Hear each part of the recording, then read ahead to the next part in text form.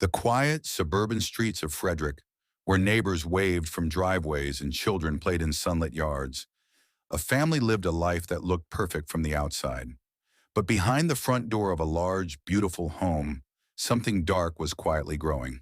Her name was Shanann Watts, a devoted mother, a loving wife, and a woman who shared her life openly with the world through videos filled with laughter, family dinners, and her husband, Chris Watts, was known as quiet, calm, and reserved.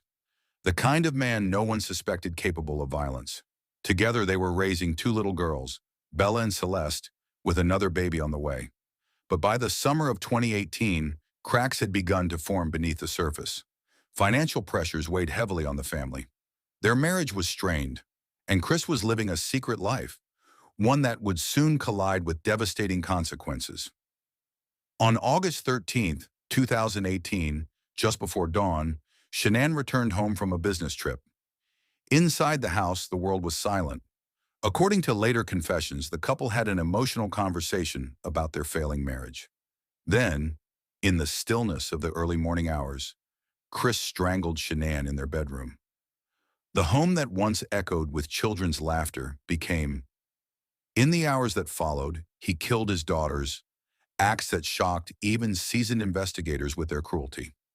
He loaded their bodies into his work truck and drove toward an isolated oil field as the sun began to rise, casting an eerie calm over the Colorado plains.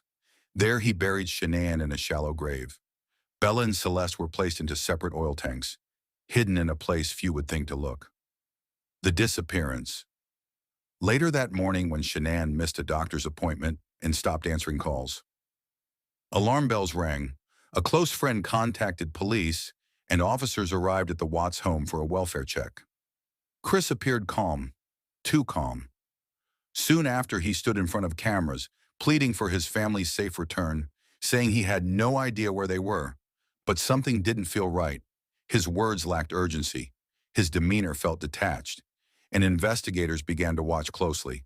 The investigation surveillance footage from a neighbor showed Chris backing his truck into the driveway early that morning and loading items inside. He failed a polygraph test. Evidence mounted quickly: phone records, inconsistencies in his story, and the discovery of his affair. Within days, the truth began to unravel. At first, Chris claimed Shanann had harmed the children and that he killed her in rage. But soon, faced with overwhelming evidence, he confessed to murdering all three. Investigators later recovered the bodies at the remote oil site, confirming the horrifying reality. On August 15, just 2 days after the murder,